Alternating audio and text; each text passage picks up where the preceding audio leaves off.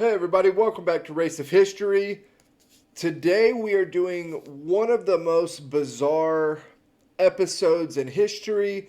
It is the Ramree Island Massacre. This is during World War II. If you haven't heard about it, just wait. It's really a crazy, crazy story. Um, it's something I'm excited and anxious to get into. Also, I have a couple different videos I'm working on getting out. I have another Egyptian video I'm working on. I have the next episode for the Battle of Midway that I'm working on. So a handful of things that should be coming out soon. But with all that being said, this is what we're going to do today. Ramree Island Massacre. Let's get into it. This video was made possible by Conqueror's Blade, the free tactical action MMO where you get to be your own warlord. The Japanese army versus an army of crocodiles. Battle of Ramree Island. Strange stories of World War II. The Asian saltwater crocodile is a marvel of evolution. With its prehistoric form so effective, it hasn't changed significantly in millions of years.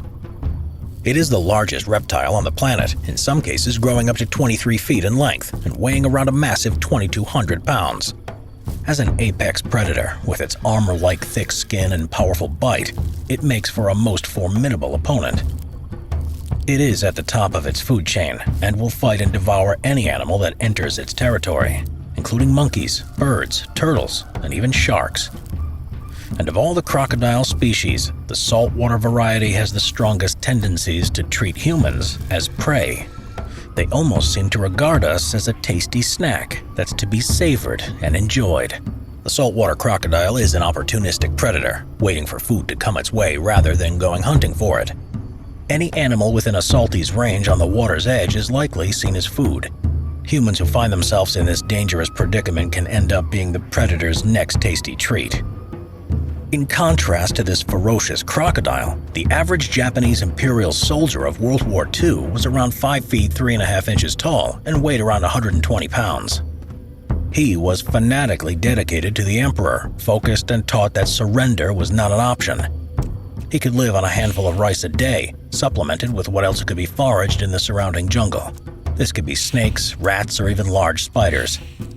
He was normally armed with an Arisaka bolt-action rifle, as well as a 20-inch sword bayonet, both of which were used to devastating effect, with numerous countries falling to the Japanese Empire at the start of World War II. Between 1941 and 1943, the Japanese soldier was regarded as being near invincible, but soon the Allies' high numbers and better quality equipment began to bring down their fearsome reputation. And with all the chaos and intensity of World War II, it was inevitable that in the Pacific Theater, that troops on both sides would come into contact with vicious saltwater crocodiles with fatal consequences. Such an attack would happen on the island of Ramree, off what was then Burma. In January 1945, the British Army launched Operation Matador in an attempt to recapture several Japanese-held islands and establish air bases there.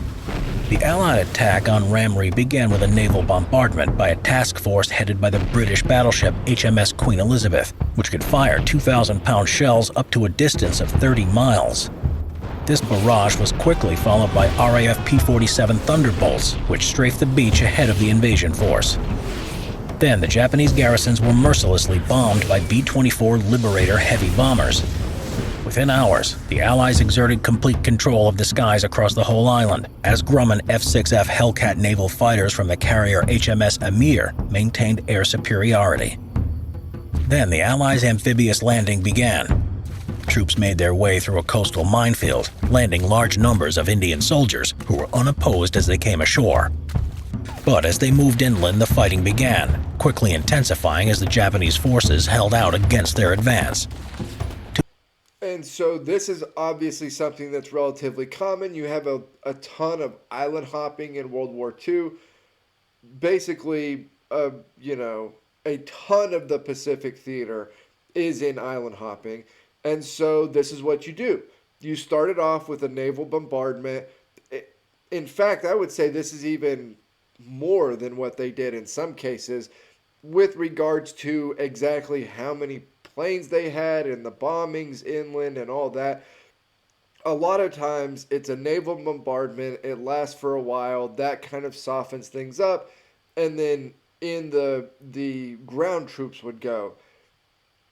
They found out very similarly to World War One that really no long it didn't matter how long the bombardment lasted. It didn't matter how many bombs you used or how big they were or anything like that. There was still going to be resistance when you landed the ground troops, right? That was going to be what it was. With the Japanese troops specifically, they had such, for a couple different reasons, but they had such a visceral reaction to the idea of surrender that it made taking these islands so brutal for the Allies. If you look at some of the death tolls for some of these really small islands, I mean really small, the death tolls to take the islands are outrageous. And so, yeah, they had the naval bombardment, they had the air bombardment, they even had Hellcats there, which I'm not entirely sure what the Hellcats were doing other than just, giving air superiority. But still, even with all of that, as soon as you get the ground troops in there, they meet stiff resistance. 2 weeks later, the island's main town was under attack by Allied troops, supported by tanks. The Japanese resistance was now crumbling. The Japanese, totally overwhelmed and outclassed, had been forced to retreat to their fortified strongholds in the hills. The British forces began to flank them, and now the risk of being surrounded was ever growing for the Japanese forces. This already crumbling Japanese garrison had no choice but to abandon their position and retreat. The Japanese commander made the painful and shameful decision to take his 900 men on a 10-mile march through the mangrove swamps to the other side of the island in the hopes of joining up with the other few remaining Japanese forces. However, the swamp was full of venomous snakes, scorpions, and disease-carrying mosquitoes, and most importantly, it was home to thousands of vicious saltwater crocodiles. Even the locals were afraid to venture into the swamps for fear of falling victim to one of its many predators. So the locals don't want to go near this place, right? And the Japanese troops have been pushed back.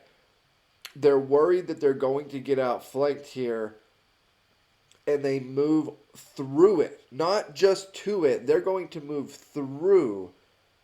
It really is crazy, and you can imagine the thought of the locals there that are like, what are y'all doing? What are y'all doing? Y'all are all going to die. Like, I mean, can you imagine being somebody that lives there? You know what the deal is, and then to see this big group of Japanese soldiers decide they're going to just waltz right through it. Man, what a bizarre thing that would be. Many of the Japanese soldiers were sick or wounded. They were the first to be picked off by the crocodiles as they fell behind the main group. The crocodiles would suddenly appear out of nowhere, dragging its startled victim beneath the water. Once its prey was drowned, the salty would begin its death roll, ripping the limbs from its prey in a frenzied state. When the splashing ceased, the water would go still and mix with the fresh blood of the latest victim to fall prey to the local apex predator. Over the next few days, the Japanese troops made slow progress through the muddy swamp with its thick patches of dense foliage and almost impenetrable mangrove trees. As the days went by, the troops faced fatigue, starvation, and dehydration, which took its toll on the survivors. More and more soldiers started to fall behind the main group, allowing the crocodiles, true to their nature, to opportunistically pick off any stragglers. The crocodiles had now taken to devouring their victims before the very eyes of the soldiers' comrades. Before long, a basque of these predators were attacking the soldiers, tearing them apart and eating them brazenly.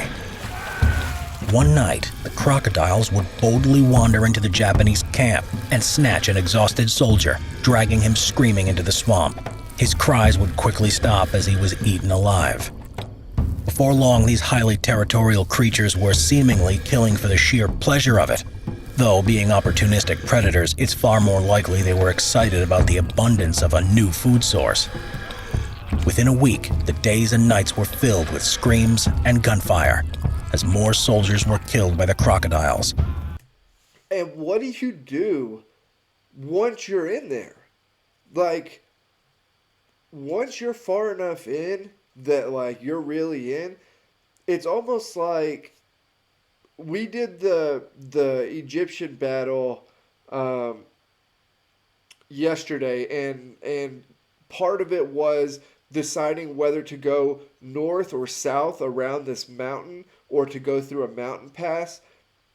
And we were talking about once you get into that pass, there's really nothing you can do. You're all the way in. No part of the group is out of the front or back. If you're blocked in there, that's it. Like, it's over, right? It's kind of the same thing here. Once you're far enough in, it really doesn't matter how many people get eaten. There's really nowhere for you to go. You just have to, like, there's nothing to gain by turning back around at this point. You have to keep going forward, as awful as that would be. Eventually, what little remained of the group emerged from the swamp, decimated by the crocs. The Japanese soldiers that had made it out alive frantically attempted an evacuation back to mainland Japan. No one knows the exact number of those who were killed in the swamp, and it has been highly debated. It's thought that at least 500 men perished in the swamp, but the true figure will likely never be known.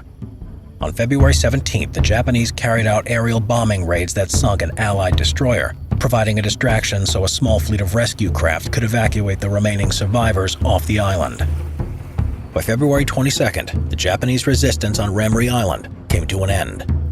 Ironically, due to unregulated hunting on Ramree in the 1960s, the saltwater crocodile colony is now near extinct there, with only a handful lurking in the mangrove swamp.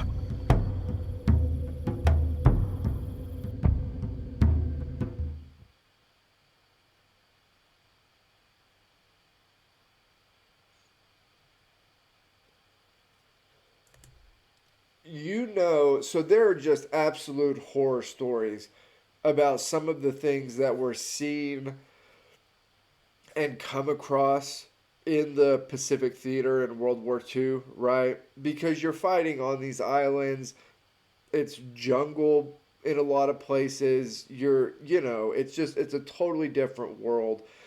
And so there are some really crazy stories to come out. This might be one of the craziest. I've heard that number. I've heard the number be estimated to be lower, but I've also heard that number estimated to be quite a bit higher than the 500 there. It's hard to know, but imagine. Okay, so do what they did and kind of split it down the middle and say 500. 500 troops just trying to march through this swampland were killed by saltwater crocodiles in, no time at all. Like, what a bizarre situation. And if you make it out to the other side, I can't imagine what your thought process would be. Like, because you have to be thinking the whole time, as soon as everybody starts to get eaten, you have to assume I'm for sure going to die here. Not only am I going to die, I'm going to die one of the worst deaths possible, right? I can't imagine. I can't imagine going in there, but making it out the other side. What a crazy feeling that would be. Okay, so that was the Ramree Island Massacre by Simple History. As always, like, comment, subscribe. Help me keep building the channel over here. I'll put the Discord link down below, and I'll see you all next time.